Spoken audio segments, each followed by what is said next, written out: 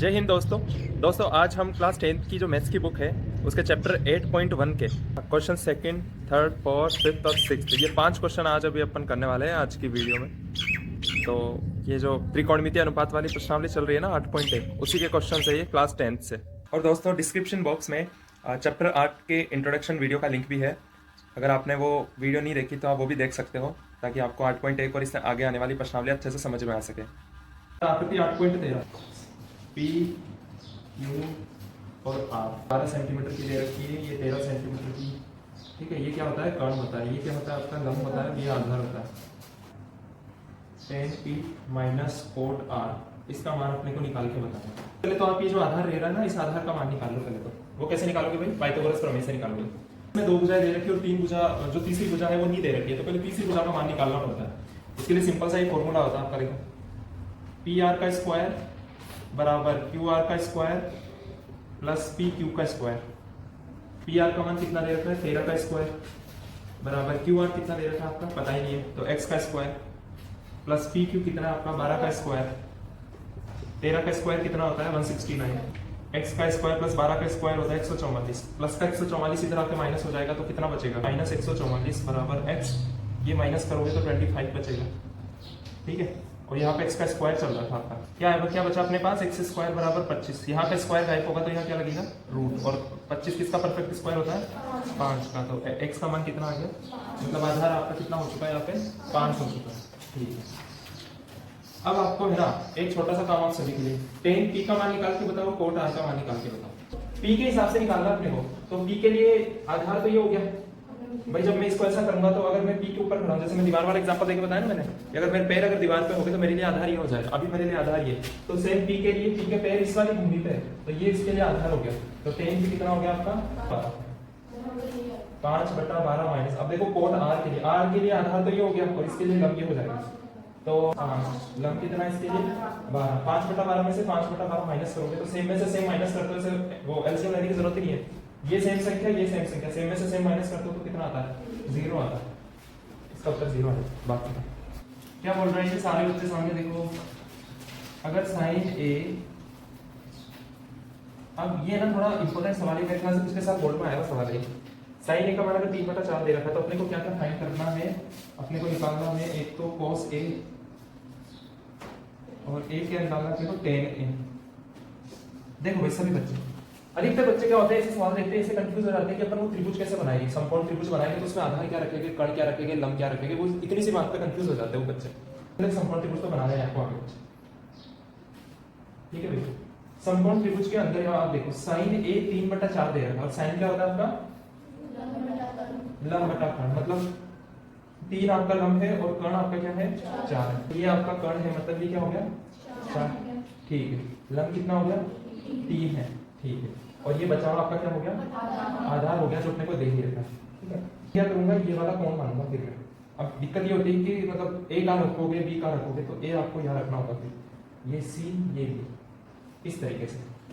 तो अब ये a पॉइंट है, a पॉइंट के लिए आपका आधार हो गया खुद ब खुद, ये आपका कर्ण हो गया था और ये आपका लंब हो गया। जब ये आपका कर्ण हो गया, ये आपका लंब हो गया, तो बची हुई चीज तो आधार ही होगी ना। इस हिसाब से मैंने ये चीज पता लगाई है यहाँ पे।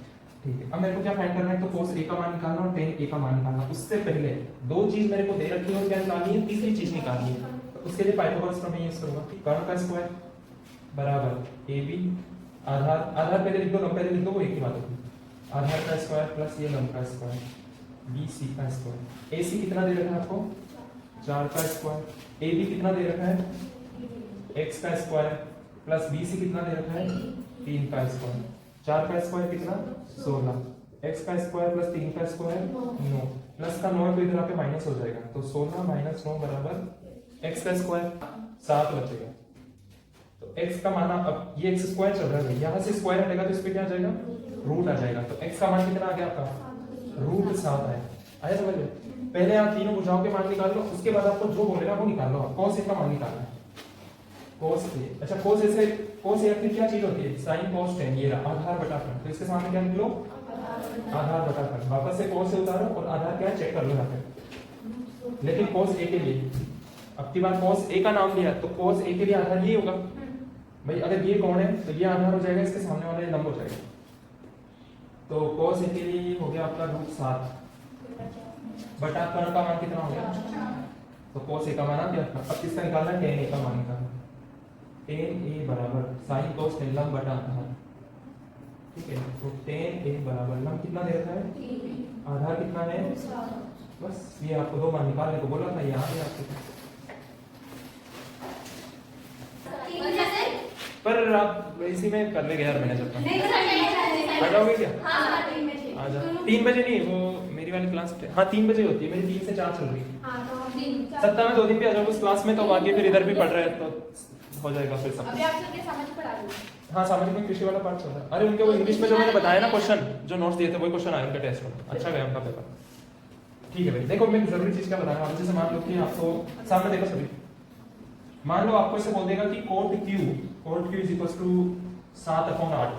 जैसे मान लो एक छोटा सा क्वेश्चन दे दिया आपको, cot Q is equal to 7/8 लिख सकते हो, पहले आधार आएगा फिर क्या आएगा, फिर ऐसे नहीं कि लंब बटा आधार, वो तो फिर tan हो जाएगा आपका, ऐसे उल्टा अपोजिट लिखना पड़ेगा आपको, है ना, आधार बटा लंब। तो अब आपको बनाना होता है इसका त्रिभुज। सबसे पहले तो एक ऐसा बढ़िया सा समकोण त्रिभुज बना दो, बचा भाई आपका कर्ण, ठीक है। अब आपको ये देखना है कि cot Q को कहाँ रखोगे आप, इसमें मतलब Q बिंदु कहाँ पे रहने वाला है, cot Q को यहाँ पे रखोगे, मतलब आप वो जो भी चीज रहेगी ना उसको आप आधार से मैच कराओगे, आप जहाँ पे आधार होगा उसी के कोने में उसको आप रखो। भाई ये तो 90 डिग्री का एंगल होता है, इसको तो छेड़ना है नहीं। इसके अलावा ये और ये एंगल बनकर बच्चों को कंफ्यूजन होती है, बच्चे Q को यहाँ रख देते थे तो वो मिस्टेक हो जाती है उनसे। आ रहा है कुछ समझ में, आपको इस चीज को आधार से मैच करवाना होता है, जहाँ आधार होगा ना ये चीज वहीं पे पाई जाती है हमेशा, दूसरा ऑटोमेटिक सही होगा। वो आगे अगर क्वेश्चन आएंगे तो अपन देखते हैं। अब मेरे को कौन सा क्वेश्चन बताना, फोर्थ वाला क्वेश्चन देखो आपको। फोर्थ वाला क्वेश्चन क्या दे रखा है आपको कि 15 cot A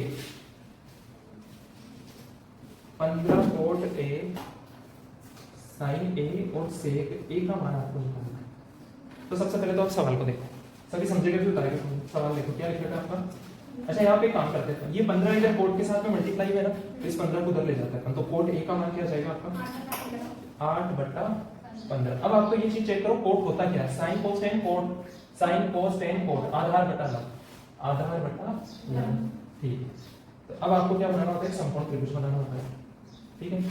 आधार का मान कितना है 8 है, लंब का मान कितना है 15 है, ठीक है। अब आपको ए पॉइंट को शो करना है, तो ये ए पॉइंट हमेशा कहाँ पाया जाता है, जहाँ आधार होता है, तो ए पॉइंट आपका यहाँ होगा। आया समझ में।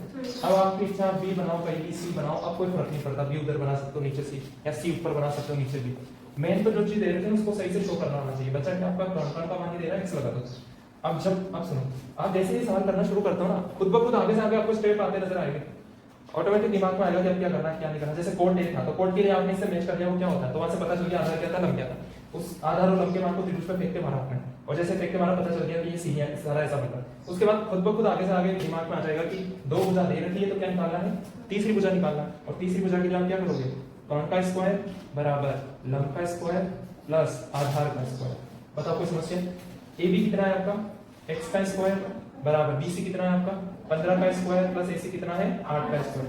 x का स्क्वायर 15 का स्क्वायर 225 होता है, मेरे को याद है इसलिए बता रहा हूँ। 8 का स्क्वायर 64 होता है, x का स्क्वायर बराबर 225 और 64 जोड़ोगे तो देखो कितना आएगा 289 आएगा। यहाँ से देखो स्क्वायर हटेगा तो सामने वाली संख्या पे क्या लगेगा, रूट लगेगा, और x बराबर रूट 289 इसका परफेक्ट स्क्वायर 17 था, तो x का मान आपका कितना आ गया 17 आ चुका है। अब सुनो, अभी चाहे किसी का मान पूछे आराम से निकाल, यहाँ पे खत्म हुआ है। एक तो निकालना आपको साइन ए का मान। सबसे पहले देखो साइन क्या होता है, लंब बटा कर्ण, ठीक है। अब इसमें चेक करो लंब कितना दे रखा है भाई, ए के लिए निकालना आपको, तो ठीक है इसी बिंदु के लिए निकालना पड़ेगा, इसी बिंदु के लिए सारे वो चीजें सारी, तो इसके लिए अगर इस बिंदु के हिसाब से आप प्लॉट करोगे तो इस बिंदु के हिसाब से लंब ये होगा आपका 15। इसी बिंदु के हिसाब से कर्ण तो चाहे कुछ भी कोई भी बिंदु ले लो, चाहे ये कोई भी कर्ण हमेशा सेम ही होता समय, ये टेढ़ी रेखा कर्ण कहलाती है 17। आया समझ, ठीक है। फिर आपको सेक ए का मान निकालना है। सेक ए के लिए क्या करोगे, देखो सेक क्या होगा sin cos tan cot sec, कर्ण बटा आधार, कर्ण बटा आधार, कर्ण का मान कितना है यहाँ पे, ये भी एक ही बात कर रहा है, मतलब इसी की बात कर रहा है। इसके लिए कर्ण का मान 17 और इसी के लिए आधार का मान कितना है 8। ये हो गया आपके दो कहा था, मतलब 5वां सवाल अपना शुरू हो चुका है। 5वें सवाल में सेक थीटा बराबर 13/12 दे रखा है। कैसे लगेगा trick, sin theta cos theta tan theta, ये तीन के मान मैं निकाल रहा हूं, बाकी के मान आपको निकालने हैं।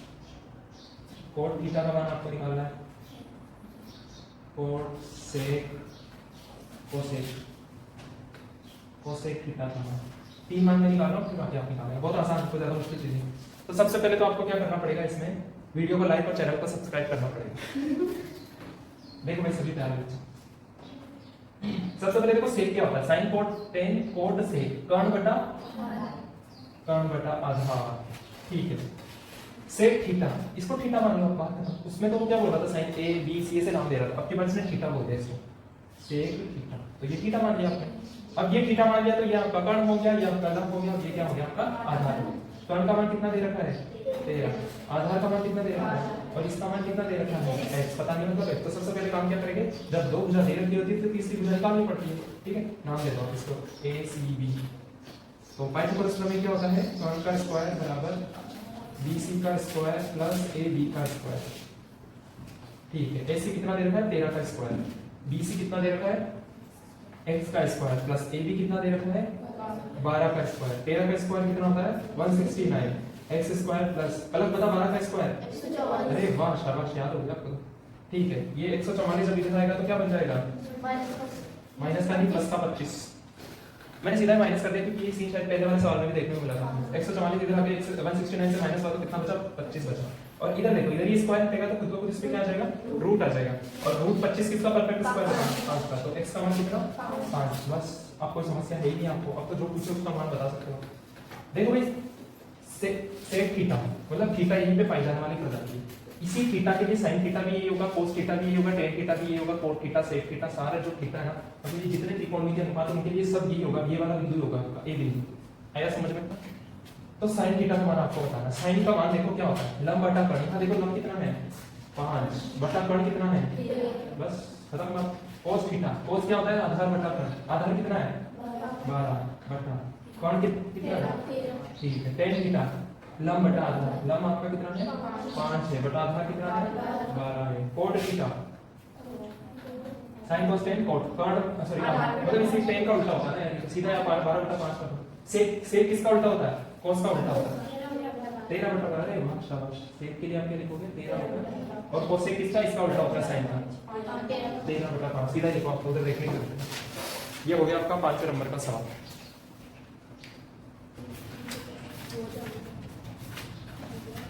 मतलब दो एंगल बनेंगे जो न्यून कोण होंगे, मतलब आपका चित्र कुछ इस प्रकार का बनेगा। दो कोणों की बात हो रही है, मतलब दो समकोण त्रिभुज की बात हो, ये भी लंबेगा ये भी लंबेगा। न्यून कोण क्या होता है भाई, हमेशा ध्यान रखना जो 90 डिग्री से कम का होता है। ये मान लो ये 90 है तो इससे ये कम वाला है, ये वाला कोण आपका क्या हो जाएगा न्यून कोण हो जाएगा। 90 डिग्री से कम के कोण को न्यून कोण बोलते हैं, ठीक है। तो ये वाला आपका है एंगल ए, ये आपका है एंगल बी, इसको नाम दे दो m, इसको नाम दे दो c, है ना। जो फिक्स है उसको तो किताब के अकॉर्डिंग लिख दो, बाकी जो नहीं पता उसको आप अपने हिसाब से भर सकते हो। गिवन में अपने को एक चीज दे रखी है, गिवन मतलब दिया है, क्या दे रखा है अपने को कि cos a और cos b बराबर है, cos a बराबर है cos b, ये चीज गिवन में दे रखी है अपने को। तो अपने को ये प्रूफ करना है कि एंगल a बराबर हो जाएगा एंगल b के, ये अपने को प्रूफ करना है, दर्शाइए। तो कैसे दर्शाओगे, सिंपल सी चीजें यार, इधर सामने से ये आपका एक त्रिभुज हो गया, ये आपका एक त्रिभुज हो गया, इस वाले त्रिभुज को इस वाले त्रिभुज के सर्वांगसम प्रूफ कर दो। तो सर्वांगसम त्रिभुज में क्या नियम काम करता है, सीपीसीटी का नियम काम करता है, पढ़ा था ना पर सीपीसीटी में क्या होता है कि अगर एक त्रिभुज दूसरे त्रिभुज का जुड़वा प्रूफ हो गया तो फिर उसकी जो भी संगत भुजाएं, संगत कोण, वो भी आपस में सब क्या हो जाएंगे, इक्वल हो जाएंगे, ठीक है। तो जैसे इसके अंदर आप देखोगे तो ये वाली भुजा इसकी संगत भुजा है, ये वाली भुजा इसकी संगत भुजा है, ये वाला कोण इसका संगत है, ये कोण इसका संगत है, तो ये वाला कोण भी क्या हो जाएगा, इसका संगत कोण हो जाएगा, आपस में बराबर प्रूफ हो जाएगा। तो सबसे पहला काम अपना क्या होगा कि इस वाले त्रिभुज को मेरे को इसके क्या करना पड़ेगा, सर्वांगसम प्रूफ करना पड़ेगा, ठीक है। तो देखो त्रिभुज ACM मतलब एक तो इस वाले त्रिभुज में और त्रिभुज BCM में और एक इस वाले त्रिभुज में, इन दोनों को अपन कैसे भी करते हैं सर्वांगसम प्रूफ करेंगे। तो कैसे प्रूफ करेंगे, उसके लिए अपने को किसकी हेल्प लेनी पड़ेगी, गिवन डेटा की हेल्प लेनी पड़ेगी। अच्छा इसमें सबसे पहले तो देखो कोई चीज आपस में बराबर है, किसी को हाँ ये वाला 90 का है, ये वाला 90 का है, 80 ओवेनिस्ट हो गया। और उसके अलावा नहीं, ये तो अपने को निकालना है सर, हाँ ये चीज अपने को गिवन है। तो cos A और cos B कोई एंगल थोड़ा होगा यहाँ पे एक तरह से देखो, तो ये तो अपने को वैसे ही प्रूफ करना है, A और B को प्रूफ करना है। तो इसके लिए देखो मैं बताता हूँ, सबसे पहले तो दोनों में क्या कॉमन आ रहा है, CM कॉमन आ रही है, देखना इस वाले त्रिभुज में भी और इस वाले त्रिभुज में CM बराबर है CM के, कारण क्या देखो उभयनिष्ठ हो जाता है, ठीक है। अब एक चीज और बताऊं मैं, cos A और cos B, उससे पहले एक चीज देखो हमें, लाल बटा कक्का। ठीक है, चलो कि cos A बराबर है वही। अब एक चीज देखो, cos A और cos B बराबर है, हालांकि ये दे रखा है पर अभी इसका यूज नहीं करना अपने को, इससे अपने को कोई नई चीज बनानी है। cos A को आप क्या लिख सकते हो, आधार बटा कर्ण लिख सकते हो, ठीक है। आधार क्या हो गया, बात कर रहा हूं मैं, AC बराबर cos B के लिए देखो, cos B के लिए आधार क्या हो गया, BM हो गया, और इसके लिए ये कर्ण क्या हो गया, BC हो गया। तो इससे क्या पता चल रहा है आपको, इससे पता चल रहा है कि एक तो AM बराबर है BM के और AC बराबर है BC के। ये भी किसको दिखा रहा है, साइड को शो कर रहा है, ये भी किसको शो कर रहा है, साइड को शो कर रहा है, और ये भी किसको शो कर रहा था, साइड को शो कर रहा था। तो S नियम से, S नियम से त्रिभुज ACM सर्वांशम है, मतलब जुड़वा है किसके, त्रिभुज BCM। और ये जैसे जुड़वा प्रूफ है तो बाई CP से ये भी क्या प्रूफ हो गया खुद ब खुद कि ये कोण A और कोण B आपस में क्या है, समझ में तो आया ना आपको। हाँ। ये जो कहां पे गया, cos A और cos B का मान मैंने भुजाओं में ट्रांसफर कर दिया, आया समझ में। और ये दोनों भुजा आपस में क्या हो गए, बराबर हो गए। भाई जब ये दोनों चीजें आपस में बराबर है तो इसे निकलने वाली ये भुजाएं भी तो बराबर होगी। और ये दोनों साइडों का काम कर रही है, दो साइड है ये, एक साइड है, दो कोण A बराबर कोण B, ये आपको क्या करना था, सीधी से बताओ किसको समझ में आया किसको नहीं आया। मैंने कुछ नहीं किया, बस cos A और cos B का यूज कर लिया मैंने, इसको थोड़ा एक्सपेंड फॉर्म में लिख लिया। cos A को क्या हो सकता है, आधार बटा कर्ण, इसमें मैंने देखा आधार का मान A है, कर्ण का मान AC है, तो मैंने लिख दिया सिंपल। इसको मैंने और एक्सपेंड करके बड़ा करके लिख लिया, cos B मतलब इसके अंदर आधार कितना है, BM है, और कर्ण कितना है, BC, इन दोनों को लिख लिया। और जैसे ही लिखा तो ये क्या भुजाओं के काम कर रही है पता है, और ये दोनों भुजा आपस में A बराबर BM के, AC बराबर BC के, और ये एक तो प्रूफ कर ही चुके हो।